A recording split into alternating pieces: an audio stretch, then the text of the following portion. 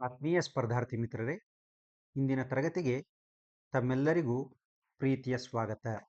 ಸ್ನೇಹಿತರೆ, ನಾನು ಈಗಾಗಲೇ ಹೇಳಿದ್ದೆ, G P S T R, H S T R, G P S T R, H S T R ಸ್ಪರ್ಧಾರ್ಥಿಗಳಿಗೆ ಹಳೆಯ ಪ್ರಶ್ನೆ ಪತ್ರಿಕೆಗಳು, ಈಗಾಗಲೇ ಇಲಾಖೆ ನಡೆಸಿದಂಥ ಪ್ರಶ್ನೆ ಪತ್ರಿಕೆಗಳನ್ನು ವಿವರಣಾತ್ಮಕವಾಗಿ ಚರ್ಚೆ ಮಾಡ್ತೀನಿ ಅಂತ ಹೇಳಿದ್ದೆ.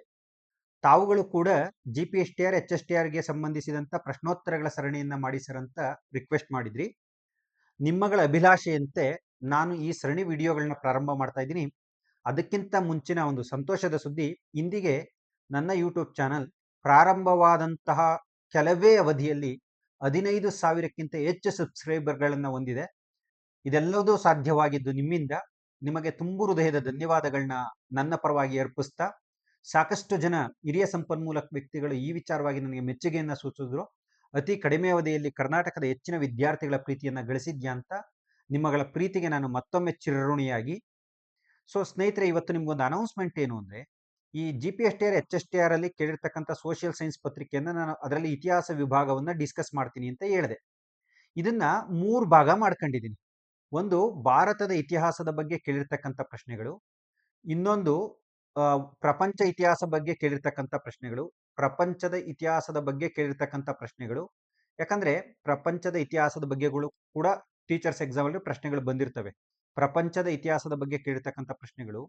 ಇನ್ನೊಂದು, ಇತಿಹಾಸದ ಬೋಧನಾ ವಿಧಾನ ಅಂತ. ಈ 3 ವಿಭಾಗಗಳ ಮೇಲೆ ಇತಿಹಾಸದಲ್ಲಿ ಪ್ರಶ್ನೆ ಬಿಡ್ತವೆ G P S T R, H S T R ಅಲ್ಲಿ. ಸೊ ನಾನು ಇದರಲ್ಲಿ 3 ಭಾಗ ಯಾಕೆ ಮಾಡ್ಕೊತೀನಿ ಅಂದ್ರೆ, ಭಾರತದ ಇತಿಹಾಸದ ಪ್ರಶ್ನೆಗಳನ್ನ ಮೊದಲ ಭಾಗದಲ್ಲಿ ಡಿಸ್ಕಸ್ ಮಾಡ್ತಾ ಹೋಗ್ತೀನಿ. ಇದರಿಂದ P C to K S ಎಲ್ಲ ವಿದ್ಯಾರ್ಥಿಗಳಿಗೂ ಹೆಲ್ಪ್ ಆಗುತ್ತೆ. ಎಲ್ಲ ವಿದ್ಯಾರ್ಥಿಗಳು ನೋಡ್ಬೋದು ಈ ವಿಡಿಯೋವನ್ನು. ನೆಕ್ಸ್ಟ್, ಪ್ರಪಂಚದ ಇತಿಹಾಸವನ್ನ ಒಂದು ಸರಣಿಯಲ್ಲಿ ಡಿಸ್ಕಸ್ ಮಾಡ್ತೀನಿ. ಸೊ ಅದು G P S T R, H S T R exclusively ಇರುತ್ತೆ. ಇತಿಹಾಸದ ಬೋಧನಾ ವಿಧಾನಗಳ ಪ್ರಶ್ನೆ ಪತ್ರಿಕೆಯನ್ನು ಮತ್ತೊಂದು ಸರಣಿಯಲ್ಲಿ ಡಿಸ್ಕಸ್ ಮಾಡ್ತೀನಿ. ಇದು exclusively G P S T R, H S T R, P U college ಈ ತರದಂತ ಎಕ್ಸಾಮ್ಗಳಿಗೆ ಹೆಲ್ಪ್ ಆಗ್ತಕ್ಕಂಥದ್ದನ್ನ ನೋಡ್ತೀವಿ. ಹಾಗಾಗಿ ಇವತ್ತಿನ video G P S T R, H S T R ಮಕ್ಕಳಿಗೆ ಸಂಬಂಧಿಸಿದ್ರು ಕೂಡ ಎಲ್ಲ ಸ್ಪರ್ಧಾತ್ಮಕ ಪರೀಕ್ಷೆಗಳನ್ನ ಎದುರಿಸ್ತಕ್ಕಂಥ ಹುಡುಗರು ನೋಡ್ಬೋದು ಅಂತಕ್ಕಂಥ ನನ್ನ ಮೊದಲ ಅಭಿಪ್ರಾಯವನ್ನು ವ್ಯಕ್ತಪಡಿಸ್ತಾ, ಸ್ನೇಹಿತರೆ, ಈಗ ಮೊದಲ ಪ್ರಶ್ನೆಗೆ ಬರೋಣ. ಅದಕ್ಕೆ ಮುಂಚೆ ಒಂದು ವಿಶೇಷ ಮತ್ತೊಂದು ನಿಮ್ಮ ಹತ್ರ ರಿಕ್ವೆಸ್ಟ್. ನೀವ್ ಹೇಳಿದ್ರಿ ಅಂತ ನಾನು G P S T R, H S T R question paper ತರಿಸಿ ನಾನು ಈ ಡಿಸ್ಕಷನ್ ಸ್ಟಾರ್ಟ್ ಮಾಡ್ತಾ ಇದ್ದೀನಿ. ನನ್ನ ವಿಡಿಯೋದ ವಿವರಣೆಯನ್ನ ಪೂರ್ತಿ ನೋಡಿ ನಿಮ್ಗೆ ಉಪಯೋಗ ಆಯ್ತು ಅಂದ್ರೆ ಈ ಸರಣಿಯನ್ನ ಮುಂದುವರಿಸಿ ಸರ್ ಅಂತ ಕಮೆಂಟ್ ಹಾಕಿದ್ರೆ ಖಂಡಿತವಾಗಿ ಮುಂದುವರಿಸ್ತೀನಿ. ಬೇಡ ಅಂದ್ರೆ ಸ್ಟಾಪ್ ಮಾಡ್ತೀನಿ. ಮೂರನೇದೇನಪ್ಪಾ ಅಂದ್ರೆ, ಇದು ಬಹುಜನರ ಅಭಿಪ್ರಾಯವನ್ನ ಸಂಗ್ರಹಿಸ್ತೀನಿ. ಮೂರನೇದೇನಪ್ಪಾ ಅಂದ್ರೆ, ಏನಾದ್ರೂ ಸುಧಾರಣೆ ಬೇಕಿದ್ದಲ್ಲೂ ಕೂಡ ನೀವು ಕಮೆಂಟ್ ಮಾಡ್ಬೋದು. ಅದನ್ನ ನಾನು ಅಡಾಪ್ಟ್ ಮಾಡ್ಕೊತೀನಿ. ಓಕೆ, ಈಗ ಮೊದಲನೇ ಪ್ರಶ್ನೆಗೆ ಹೋಗೋಣ ಸ್ನೇಹಿತರೆ. ಟೈಮ್ ವೇಸ್ಟ್ ಮಾಡೋದು ಬೇಡ. ಕರ್ನಾಟಕದಲ್ಲಿ ಕಂಡು ಬರುವ ಮೊದಲ ಸಂಸ್ಕೃತ ಶಾಸನ ಯಾವುದು ಅಂತ ಒಂದು ಪ್ರಶ್ನೆ ಕೇಳಿದ್ದಾರೆ. ಸ್ನೇಹಿತರೆ, ನೀವು ಗಮನಿಸಬೇಕಾದಂತ ಅಂಶ, ನಾನು ನಿಮ್ಗೊಂದು ಟಾಸ್ಕ್ ಕೊಡ್ತಾ ಇದ್ದೀನಿ. ಮೊದಲನೇದು ಏನು ಅಂದ್ರೆ, ಭಾರತದ ಮೊದಲ ಸಂಸ್ಕೃತ ಶಾಸನ ಯಾವುದು ಕಮೆಂಟ್ ಮಾಡ್ರಿ. ಭಾರತದ ಮೊದಲ ಸಂಸ್ಕೃತದ ಶಾಸನ ಯಾವುದು? ಭಾರತದ ಮೊದಲ ಸಂಸ್ಕೃತದ ಶಾಸನ ಯಾವುದು? ಕಮೆಂಟ್ ಮಾಡಿ. ಓಕೆ, ಈಗ ನಿಮ್ಗೆಲ್ಲರಿಗೂ ಗೊತ್ತು, ನಾನು ನೇರವಾಗಿ ಪ್ರಶ್ನೋತ್ತರಕ್ಕೆ ಬಂದ್ಬಿಡ್ತೀನಿ. ತಾಳಗುಂದ ಶಾಸನ ಕರ್ನಾಟಕದ ಮೊದಲ ಸಂಸ್ಕೃತ ಶಾಸನ. ಇಲ್ಲಿ ಇನ್ನೊಂದು ಶಾಸನ ಇದೆ, ಅಲಿಮಿಡಿ ಶಾಸನ. ಇದರ ಯಾಕಂದ್ರೆ ಮುಂದಿನ ಪರೀಕ್ಷೆಯಲ್ಲಿ ಅಲಿಮಿಡಿ ಬಗ್ಗೆ ಪ್ರಶ್ನೆ ಬಂದಿರೋದ್ರಿಂದ ಅಲ್ಲೇ ವಿವರಾತ್ಮಕವಾಗಿ ನಿಮ್ಗೆ ಮಾಹಿತಿಯನ್ನ ನೀಡ್ತೀನಿ. ಇಲ್ಲಿ ತುಂಬಾ ಟೈಮ್ ವೇಸ್ಟ್ ಆಗೋದು ಬೇಡ. ತಾಳಗುಂದ ಶಾಸನದ ಬಗ್ಗೆ 2015 ಪ್ರಶ್ನೆ ಪತ್ರಿಕೆ. ಈಗ 11 ವರ್ಷ ಜರ್ನಿ ಆಗಿದೆ. 2026ರಲ್ಲಿ ಇಷ್ಟು ಈಸಿ ಕೇಳಲ್ಲ. ಯಾವ ರೀತಿ ಕೇಳಬಹುದು? ಹಾಗಾದ್ರೆ ತಾಳಗುಂದದ ಕಾಲಮಾನವನ್ನ ನೋಡೋದಾದ್ರೆ 450. ಇದನ್ನ ಒಂಥರ 4ನೇ ಶತಮಾನದ ಆರಂಭ, 5ನೇ ಶತಮಾನದ ಒಂಥರ ಇದನ್ನ ಹೇಳ್ತಾ ಹೋದ್. 450ರಲ್ಲಿ ಕ್ರಿಸ್ತ ಶಕ 450ರಲ್ಲಿ ಅಂತ ಹೇಳ್ತೇವೆ. ಹಾಗಾದ್ರೆ ಈ ತಾಳಗುಂದ ಶಾಸನ ಇದೆಯಲ್ಲ, ಇದು ಎಲ್ಲಿದೆ ಅಂತ ನೋಡಿದ್ರೆ ಶಿವಮೊಗ್ಗ ಜಿಲ್ಲೆಯಲ್ಲಿರ್ತಕ್ಕಂಥದ್ದನ್ನ ನೋಡ್ತೀವಿ. ಶಿವಮೊಗ್ಗ ಜಿಲ್ಲೆಯ ಪ್ರಣವೇಶ್ವರ ದೇವಾಲಯದ ಮುಂಭಾಗದಲ್ಲಿದೆ. First point. 2026ರಲ್ಲಿ ಇಷ್ಟು ಡೆಪ್ತ್ ಆಗಿ ನೋಡ್ಕೋಬೇಕು. ಹಾಗಾದ್ರೆ ಇದನ್ನ ರಚನೆ ಮಾಡಿದ್ಯಾರು ಅಂದ್ರೆ ಕವಿ ಕುಬ್ಜ. ಇದನ್ನ ರಚನೆ ಮಾಡಿದ್ಯಾರು ಅಂತ ನಾವು ನೋಡೋದಾದ್ರೆ ಕವಿ ಕುಬ್ಜ. ನೆಕ್ಸ್ಟ್ ಅಪ್ಡೇಟೆಡ್ ಇನ್ನೇನು ಕೇಳ್ಬೋದು ಈ ಶಾಸನದ ಬಗ್ಗೆ? ಏನು ಮಾಹಿತಿ ಇದೆ ಅಂದ್ರೆ, ಮಯೂರವರ್ಮ ಹೇಗೆ ಕದಂಬ ಸಾಮ್ರಾಜ್ಯವನ್ನ ಸ್ಥಾಪಿಸಿದ ಎಂಬ ಮಾಹಿತಿ ಇದೆ. ಮಯೂರವರ್ಮ ಸಾಮ್ರಾಜ್ಯ ಸ್ಥಾಪಿಸಿದ ಬಗ್ಗೆ ಮಾಹಿತಿ ಇದೆ. ಮತ್ತಿನ್ನೇನಿದೆ? ಕಾಕುತ್ಸವರ್ಮನನ್ನ ಕದಂಬ ಕುಟುಂಬ ಕುಲಭೂಷಣ ಅಂತ ಕರೆದಿದೆ. ಕದಂಬ ಕುಟುಂಬ ಕುಲಭೂಷಣ ಅಂದ್ರೆ ಕಾಕುತ್ಸವರ್ಮನ ಬಗ್ಗೆಯೂ ಕೂಡ ಇದರಲ್ಲಿ ಮಾಹಿತಿ ಇರ್ತಕ್ಕಂಥದ್ದನ್ನ ನಾವು ನೋಡ್ತಾ ಹೋಗ್ತೀವಿ. ಸೊ ಇದನ್ನೇ ಹೇಳಿಕೆ 1 ಸರಿ, ಹೇಳಿಕೆ 2 ಸರಿ, ಹೇಳಿಕೆ 3 ಸರಿ, ಹೇಳಿಕೆ 4 ಸರಿ ಈ ರೀತಿಯಾಗಿ ಕೇಳುವ ಸಾಧ್ಯತೆಗಳಿರ್ತವೆ. ಈ ತಾಳಗುಂದ ಶಾಸನಕ್ಕೆ ಸಂಬಂಧಪಟ್ಟಂತೆ ಇಷ್ಟು ಮಾಹಿತಿಗಳು ನಿಮಗೆ ಸಾಕಾಗ್ತವೆ 2026ಗೆ. ಓಕೆನಪ್ಪ. ನೆಕ್ಸ್ಟ್, ಚಾಲುಕ್ಯ ವಂಶದ ಸ್ಥಾಪಕ ಯಾರು? 2015ರಲ್ಲಿ ಕೇಳಿರ್ತಕ್ಕಂಥ ಈ ಪ್ರಶ್ನೆ ಏನಿದೆ, ಈಗ ನೀವು ಅಂದ್ಕೊಂತೀರಾ ಏನ್ ಸರ್ ಇಷ್ಟೊಂದು ಈಸಿ ಇದೆಯಲ್ಲ ಈ ಪ್ರಶ್ನೆ, ಈಗ ಕೇಳ್ಬಿಟ್ರೆ ನಾವು ಟೀಚರ್ ಆಗೋತೀವಲ್ವಾ ಅಂತ. ಸರ್ 2026ರಲ್ಲಿ ನೀವು ಎಕ್ಸಾಮ್ ಬರೀತಾ ಇರೋದು. ಈಗಾಗಲೇ ಹೈಸ್ಕೂಲ್ ಟೀಚರ್ ಆಗ್ತಕ್ಕಂಥವ್ರಿಗೆ, GPT ಟೀಚರ್ ಆಗ್ತಕ್ಕಂಥವ್ರಿಗೆ ಸಾಕಷ್ಟು ಸೋಷಿಯಲ್ ಸೈನ್ಸ್ ಬಗ್ಗೆ ಜ್ಞಾನ ಇರುತ್ತೆ, ಇತಿಹಾಸದ ಬಗ್ಗೆ. ಈ ರೀತಿಯಾದಂತ ಸರಳ ಪ್ರಶ್ನೆಗಳನ್ನ ಕೇಳಿದ್ರೆ ಬರೆದು ಬಿಡ್ತೀರಾ. ಮತ್ತೆ 2026ರಲ್ಲಿ ಹೆಂಗ್ ಕೇಳ್ತಾರೆ ಸರ್ ಅಂತ ನೀವು ಹೇಳ್ಬೋದು. ನೋಡಿ, ಈ ಕಡೆ ಹೊಂದಿಸಿ ಬರೆಯಿರಿ ಅಂತಾನೆ ಭಾವಸನ. ಈ ಕಡೆ ಬಾದಾಮಿ ಚಾಲುಕ್ಯರು, ಬನವಾಸಿ ಕದಂಬರು, ವಾರಂಗಲ್ನ ಕಾಕತೀಯರು, ವಾಕಟಕರು ಸ್ಥಾಪಕರನ್ನ ಕೇಳ್ತಾನೆ ಈ ಕಡೆ. ನೋಡಿ, ಇಲ್ಲಿ ಬಾದಾಮಿ ಚಾಲುಕ್ಯರು, ಬನವಾಸಿ ಕದಂಬರ ಬಗ್ಗೆ ಎಲ್ಲರಿಗೂ ಗೊತ್ತು. ಕಾಕತೀಯ ಮನೆತನದ ಸ್ಥಾಪಕ ಯಾರು, ವಾಕಟಕರ ಮನೆತನದ ಸ್ಥಾಪಕ ಯಾರು ಅಂದ್ರೆ ಗೊಂದಲ. ಸರ್ ಇವೆರಡು ಮ್ಯಾಚ್ ಮಾಡ್ತೀವಲ್ಲ, ಇನ್ನೆರಡು ಹಂಗೆ ಮ್ಯಾಚ್ ಮಾಡ್ತೀವಿ ಬಿಡಿ ಸರ್ ಅಂದ್ರೆ ಆಪ್ಷನ್ ಅಲ್ಲಿ ಇಲ್ಲಿ ಏನಾಗಿರ್ತದೆ, 1 2 3 4 5 ಇಟ್ಟುಬಿಟ್ಟಿರ್ತಾರೆ. ಸಖತ್ ಎಕ್ಸಾಮು ಅಷ್ಟಿಷ್ಟು ಟ್ರಿಕ್ಕಿ ಇಲ್ಲ, ನೀವು ಅಂದ್ಕೊಂಡಷ್ಟು ಈಸಿ ಇಲ್ಲ ಎಕ್ಸಾಮು. Be careful. ಅರ್ಥ ಆಯ್ತಾ? ಸೊ ಹಾಗಾಗಿ ಈ ರೀತಿಯಾಗಿ ಪ್ರಶ್ನೆ ಅಪ್ಡೇಟ್ ಆಗಬೇಕು. ನಿಮ್ಗೆ ಗೊತ್ತು, ಚಾಲುಕ್ಯ ಮನೆತನದ ಸ್ಥಾಪಕ ರಾಜ ಜಯಸಿಂಹ, ಇವರ ಲಾಂಛನ ವರಾಹ, ರಾಜಧಾನಿ, ಮುಖ್ಯ ರಾಜಧಾನಿ ಬಾದಾಮಿ, ಇದನ್ನ ವಾತಾಪಿ ಅಂತ ಕೂಡ ಕರಿತೀವಿ. ಬಾಗಲಕೋಟೆ ಜಿಲ್ಲೆಯಲ್ಲಿ ಇರ್ತಕ್ಕಂಥದ್ದನ್ನ ನೋಡ್ತೀವಿ ಡಿಟೈಲ್ ಆಗಿ. 1 ಹೇಳಿಕೆ ಸರಿ, 2 ಹೇಳಿಕೆ ಸರಿ, ಆ ರೀತಿ ಪ್ರಶ್ನೆಗೆ. ಸರ್ 2023ರಲ್ಲಿ ಒಂದು ಪೊಲೀಸ್ ಕಾನ್ಸ್ಟೇಬಲ್ ಎಕ್ಸಾಮ್ ಅಲ್ಲಿ ಕೇಳ್ತಾರೆ, ಬಾದಾಮಿ ಚಾಲುಕ್ಯ ವಂಶದ ನಿಜವಾದ ಸ್ಥಾಪಕ ಯಾರು? ಇದೇನ್ ಸರ್ ಸುಮ್ನೆ ಸ್ಥಾಪಕ, ನಿಜವಾದ ಸ್ಥಾಪಕ ಅಂತ ಇರ್ತಾರ ಅಂತ ನಿಮ್ಗೆ ಡೌಟ್ ಆಗ್ಬೋದು. ನೋಡಿ, ಬಾದಾಮಿ ಚಾಲುಕ್ಯರ ನಿಜವಾದ ಸ್ಥಾಪಕ 1ನೇ ಪುಲಕೇಶಿ.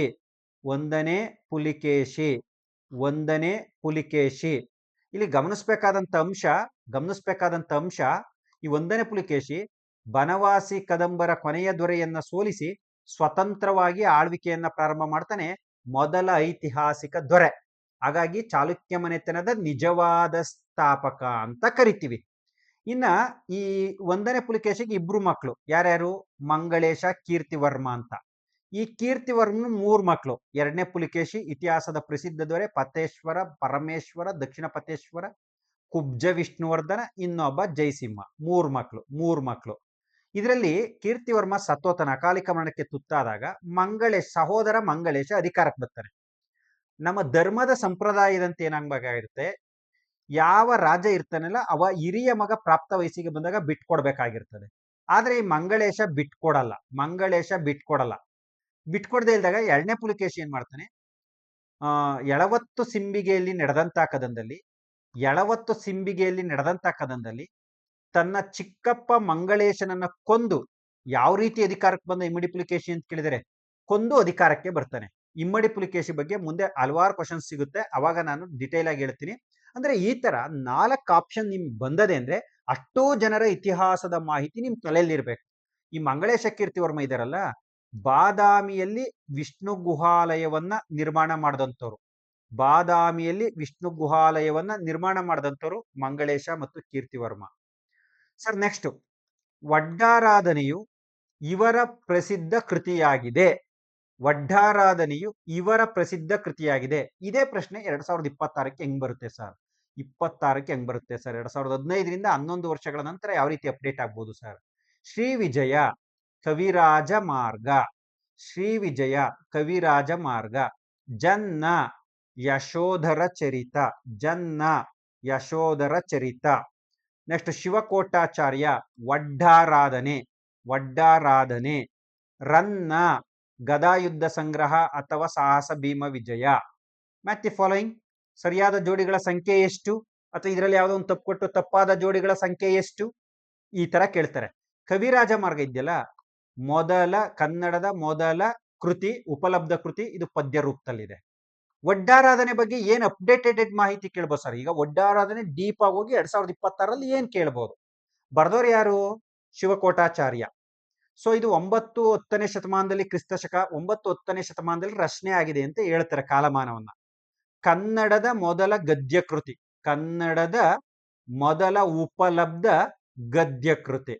ಸೊ ಇದರಲ್ಲಿ ಬಹಳ ಮುಖ್ಯವಾಗಿರ್ತಕ್ಕಂಥದ್ದು ಹರಿಶೇಣನ ಬೃಹತ್ ಕೋಶ, ಇದಕ್ಕೆ ಆಕರ ಗ್ರಂಥ. ಹರಿಶೇಣನ ಬೃಹತ್ ಕಥಾಕೋಶ, ಇದಕ್ಕೆ ಆಕರ ಗ್ರಂಥ. ಹರಿಶೇಣನ ಬೃಹತ್ ಕಥಾಕೋಶ, ಇದಕ್ಕೆ ಆಕರ ಗ್ರಂಥ. ಇದರಲ್ಲಿ 19 ಜೈನ ಧಾರ್ಮಿಕ ವ್ಯಕ್ತಿಗಳ ಕಥೆ ಇವೆ. 19 ಜೈನ ಧಾರ್ಮಿಕ ವ್ಯಕ್ತಿಗಳ ಕಥೆ ಇರ್ತಕ್ಕಂಥದ್ದನ್ನ ನೋಡ್ತೀವಿ. 19 ಜೈನ ಧಾರ್ಮಿಕ, ಯಾಕಂದ್ರೆ ಶಿವಕೋಟ್ಯಾಚಾರ್ಯ ಆಲ್ಸೋ ಜೈನ ಧಾರ್ಮಿಕ ವ್ಯಕ್ತಿಗಳ ಕಥೆ ಇದೆ. ಸೊ ಇದರಲ್ಲೂ ಕೂಡ ಇದರಲ್ಲಿ ವಿಶೇಷವಾಗಿ ಸುಕುಮಾರ ಚರಿತೆ ವೆರಿ ಪಾಪ್ಯುಲರ್. ಸುಕುಮಾರ ಚರಿತೆ ವೆರಿ ಪಾಪ್ಯುಲರ್. ಈ ರೀತಿ ಒಡ್ಡಾರಾಧನೆಯ ಬಗ್ಗೆ 4-5 ಪಾಯಿಂಟ್ ಕೇಳೋ ಸಾಧ್ಯತೆ ಇರುತ್ತೆ ಸ್ನೇಹಿತರೆ. ಕೇಳಿಸ್ಕೊತಾ ಇದ್ದೀರಪ್ಪ? ಕೇಳಿಸ್ಕೊತಾ ಇದ್ದೀರಾ? ವಿವರಣೆ ಅರ್ಥ ಆಯ್ತಾ ಅದ? Very good. ನೆಕ್ಸ್ಟ್ ನೋಡಿ, 1 ಮಾರ್ಕ್ಸ್ HSTR GPSTR ಹುಡುಗರಿಗೆ ಕಂಪಲ್ಸರಿ. ಇದು ಅದರ್ ಎಕ್ಸಾಮ್ಸ್ಗೆ ರೇರು ಬರಲ್ಲ, ಅದರ್ ಎಕ್ಸಾಮ್ಸ್ಗೆ. ಬಟ್ GPSTR ಗೆ ವೆರಿ ಇಂಪಾರ್ಟೆಂಟ್. ಇತಿಹಾಸ, ವರ್ತಮಾನ ಕಾಲ ಪ್ರೆಸೆಂಟ್, ಭೂತಕಾಲ ನಡುವಿನ ಅಂತ್ಯವಿಲ್ಲದ ಸಂಭಾಷಣೆ. ಹಿಂದೆ ನಡೆದಿರೋದು ಈಗ ನಡೀತಾ ಇರೋದಕ್ಕೂ ಲಿಂಕ್ ಇದ್ದಂಗೆ ಅಂತ. ಇತಿಹಾಸ, ವರ್ತಮಾನ ಕಾಲ ಮತ್ತು ಭೂತಕಾಲದ ನಡುವಿನ ಅಂತ್ಯವಿಲ್ಲದ ಸಂಭಾಷಣೆ EH ಕಾರ್ ಸ್ಟೇಟ್ಮೆಂಟ್. ಇದು ಇಲ್ಲೇನು ವಿವರಣೆ ಅವಶ್ಯಕತೆ ಇಲ್ಲ. ಅರಿಸ್ಟಾಟಲ್ ಏನ್ ಹೇಳಿದರೆ ವೆರಿ ಇಂಪಾರ್ಟೆಂಟ್. ಅರಿಸ್ಟಾಟಲ್ ರಾಜ್ಯಶಾಸ್ತ್ರದ ಪಿತಾಮಹ, ನಿಮ್ಮೆಲ್ಲರಿಗೂ ಗೊತ್ತು. ರಾಜ್ಯಶಾಸ್ತ್ರದ ಪಿತಾಮಹ ಅರಿಸ್ಟಾಟಲ್, ರಾಜ್ಯಶಾಸ್ತ್ರದ ಪಿತಾಮಹ. ಇವರು ಬದಲಾಗದ ಗತಕಾಲದ ಕಥೆಯೇ ಇತಿಹಾಸ ಅಂತ ಹೇಳಿದ್ದಾರೆ. ಬದಲಾಗದ ಗತಕಾಲದ ಕಥೆಯೇ ಇತಿಹಾಸ. ಬದಲಾಗದ ಗತಕಾಲದ ಕಥೆಯೇ ಇತಿಹಾಸ. ಬದಲಾಗದ ಗತಕಾಲದ ಕಥೆ ಇತಿಹಾಸ. ಸರ್, ಈ ತರ ಒಂದು 20 ಸ್ಟೇಟ್ಮೆಂಟ್ ಆದ್ರೂ ನೀವು ನೋಡ್ಕೊಬೇಕು. 20 ಸ್ಟೇಟ್ಮೆಂಟ್ ಆದ್ರೂ ನೋಡ್ಕೋಬೇಕು. ಅವಾಗ ಯಾವ್ದು ಕೊಟ್ಟರು ಬರಿಬಹುದು. ಯಾಕಂದ್ರೆ ಇತ್ತೀಚೆಗೆ 4 ಸ್ಟೇಟ್ಮೆಂಟ್ 4 ವ್ಯಕ್ತಿಗಳು ಮ್ಯಾಥ್ ದಿ ಫಾಲೋಯಿಂಗ್, ಇದು 2026 ಟ್ರೆಂಡ್. ಸೊ ಹಾಗಾಗಿ ಈಗ ಏನ್ ಮಾಡ್ಬೇಕು ಸರ್ ನಾವು ಅಂದ್ರೆ, ಎಲ್ಲಿ ಸಿಗುತ್ತೆ ಮಾಹಿತಿ ಅಂದ್ರೆ, ನಿಮ್ಗೆ ಗೊತ್ತು, ನಾನೇ ಬರೆದಿರ್ತಕ್ಕಂಥ ಸ್ಪರ್ಧಾ ಇತಿಹಾಸದ ಫಸ್ಟ್ ಚಾಪ್ಟರ್ ಅಲ್ಲೇ ಒಂದಷ್ಟು ಇತಿಹಾಸದ ವ್ಯಾಖ್ಯೆಗಳ ಬಗ್ಗೆ ನಾನು ಉಲ್ಲೇಖ ಮಾಡಿದ್ದೀನಿ. ಆರ್ ಮಂಜುನಾಥ್ ಸ್ಪರ್ಧಾ ಇತಿಹಾಸ ನಿಮ್ಗೆ ಆನ್ಲೈನ್ ಅಲ್ಲೂ ಸಿಗುತ್ತೆ, ಆಫ್ಲೈನ್ ಅಲ್ಲೂ ಸಿಗುತ್ತೆ. ಸ್ನೇಹಿತರೆ, ಈಗ ಕರ್ನಾಟಕ ಸರಣಿ ವಿಡಿಯೋಗಳನ್ನ ಪ್ರಾರಂಭ ಮಾಡಿದ್ದೀನಿ. ಇನ್ನೊಂದು 3-4 ಕ್ಲಾಸ್ ಆದ್ರೆ ಕಂಪ್ಲೀಟ್ ಆಗುತ್ತೆ. ಅದು ಕಂಪ್ಲೀಟ್ ಆದ್ಮೇಲೆ ಖಂಡಿತವಾಗಿ ನಾನು ನಿಮ್ಗೆ ಬುಕ್ಕಲ್ಲಿ ಇಲ್ಲದೆ ಇರ್ತಕ್ಕಂಥ ಕಂಟೆಂಟ್ಗಳನ್ನೆಲ್ಲ ಹುಡುಕಿ, ಇವತ್ತೇನು ಎಕ್ಸಾಮ್ ಅಪ್ಡೇಟೆಡ್ ಕ್ವಶನ್ಸ್ ಕೇಳ್ತಿದ್ದಾರೆ ಅವನ್ನ ನೀಡ್ತಕ್ಕಂಥ ಪ್ರಯತ್ನವನ್ನ ಮಾಡ್ತೀನಿ. ನಾನು ನಿಜವಾಗ್ಲೂ ಒಳ್ಳೆ ಪ್ರಯತ್ನವನ್ನ ಮಾಡ್ತೀನಿ. ನಿಮ್ಮ ಅಪ್ರಿಷಿಯೇಷನ್ ಇರಲಿ. ಈಗ ಹೆಂಗೆ ನನ್ನ ಬೆಳೆಸ್ತಿದ್ರು, ಇನ್ನು ಹೆಚ್ಚಿನ ಮಟ್ಟದಲ್ಲಿ ಬೆಳೆಸಿ ಅಂತ ಹೇಳ್ತಾ, ಸೊ ಈ ತರದ್ದು ನಿಮ್ಗೆ ಬಹಳ ಇಂಪಾರ್ಟೆಂಟ್ ಆಗುತ್ತೆ. ನೆಕ್ಸ್ಟ್, ಯಶೋಧರ ಚರಿತೆಯ ಇವರಿಂದ ರಚಿಸಲ್ಪಟ್ಟಿತು. ನೋಡಿ, ಕೃತಿಗಳ ಬಗ್ಗೆ HSTR GPSTR ಹುಡುಗರು ಒಂದು ಟೆಕ್ನಿಕ್ ನೋಡ್ಕೊಳ್ಳಿ. 2015ರಲ್ಲಿ ಕೃತಿಗಳ ಬಗ್ಗೆ ಹೆಚ್ಚು ಪ್ರಶ್ನೆಗಳು ಬಂದಿವೆ. ಕೇಶಿ ರಾಜ ಶಬ್ದಮಣಿ ದರ್ಪಣ, ನಿಮ್ಮೆಲ್ಲರಿಗೂ ಗೊತ್ತು, ಕನ್ನಡದ ಮೊದಲ ವ್ಯಾಕರಣ ಗ್ರಂಥ ಶಬ್ದಮಣಿ ದರ್ಪಣ. ಜನ್ನ ಯಶೋಧರ ಚರಿತ, ರನ್ನ, ಪನ್ನ, ಜನ್ನ ವೆರಿ ಇಂಪಾರ್ಟೆಂಟ್. ಇವ್ರ ಬಗ್ಗೆ ಎಲ್ಲ ವಿಡಿಯೋಸ್ ನಾನು ಯೂಟ್ಯೂಬ್ ಅಲ್ಲಿ ಇದೆ, ಹೋಗಿ ನೋಡಿ, ಡಿಟೈಲ್ ಆಗಿ ಕೊಟ್ಟಿದ್ದೀನಿ. ರಾಘವಾಂಕ, ಹರಿಶ್ಚಂದ್ರ ಕಾವ್ಯ, ಈ 3 ಗೊತ್ತಾಗೋತದ ನಿಮ್ಗೆ ಸ್ವಲ್ಪ ಹೆಚ್ಚು ಕಮ್ಮಿ. ಸೊ ಇಲ್ಲಿ ಬಹಳ ಮುಖ್ಯವಾಗಿರೋದು ರುದ್ರಭಟ್ ಅಂತ ಕೇಳಿದಾಗ ಕನ್ಫ್ಯೂಸ್ ಆಗ್ಬಿಡ್ತೀರಾ. ಜಗನ್ನಾಥ ವಿಜಯ, ಏನ್ ಹೇಳ್ರಿ? ಜಗನ್ನಾಥ ವಿಜಯ, ಏನ್ ಹೇಳ್ರಿ? ಬಹಳ ಮುಖ್ಯವಾಗಿರೋದು ಜಗನ್ನಾಥ ವಿಜಯ. ಯಾರ್ದು? ರುದ್ರಭಟ್ಟನ ಕೃತಿ. ಸೊ ಈ ತರ ಕಾಲಾನುಕ್ರಮದಲ್ಲಿ ಯಾವುದು ಮ್ಯಾಥ್ ದಿ ಫಾಲೋಯಿಂಗ್ ಅಲ್ಲಿ ಸರಿಯಾದ ಜೋಡಿಲಿ ತಪ್ಪಾದ ಜೋಡಿಲಿ ಕೇಳ್ತಾರೆ. ನಿಮಗೆ ಜನ್ನ ಗೊತ್ತು, ಹೊಯ್ಸಳರ ವೀರಬಲ್ಲಣ ಆಸ್ಥಾನದಲ್ಲಿದ್ರು. ಜನ್ನ ಅವರು ಹೊಯ್ಸಳನ ವೀರಬಲ್ಲಳನ ಆಸ್ಥಾನದಲ್ಲಿದ್ರು. ಜನ್ನರವರ ಗುರು ರಾಮಚಂದ್ರ ದೇವ. ನೋಡಿ, ಜನ್ನ ಅವರು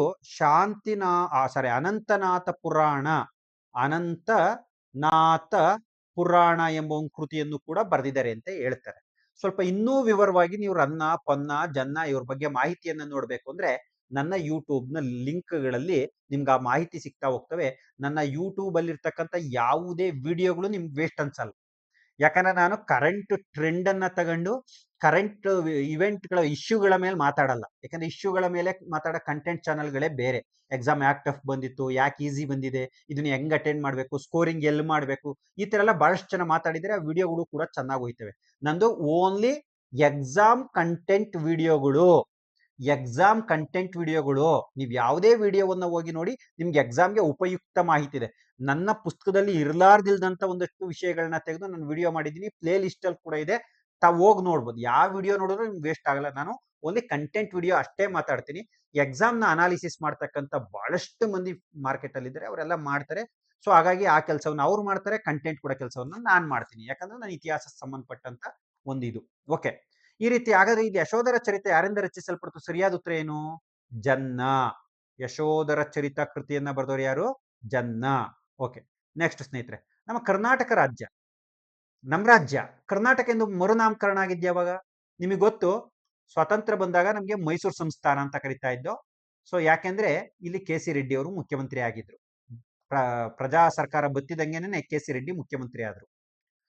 ಸತತ ಕನ್ನಡಿಗರ ಹೋರಾಟದ ಫಲವಾಗಿ 1956 ನವೆಂಬರ್ 1ನೇ ತಾರೀಕು ವಿಶಾಲ ಮೈಸೂರು ರಾಜ್ಯ ಅಸ್ತಿತ್ವಕ್ಕೆ ಬಂತು. ಬಿಟ್ಟೋದ ಬಹುತೇಕ ಭಾಗಗಳು ಮೈಸೂರಿನೊಡನೆ ಸೇರಿ ಹೈದರಾಬಾದ್, ಮುಂಬೈ, ಮದ್ರಾಸ್ ಪ್ರಾಂತ್ಯಗಳು ವಿಶಾಲ ಮೈಸೂರು ರಾಜ್ಯ ಅಸ್ತಿತ್ವಕ್ಕೆ ಬಂತು.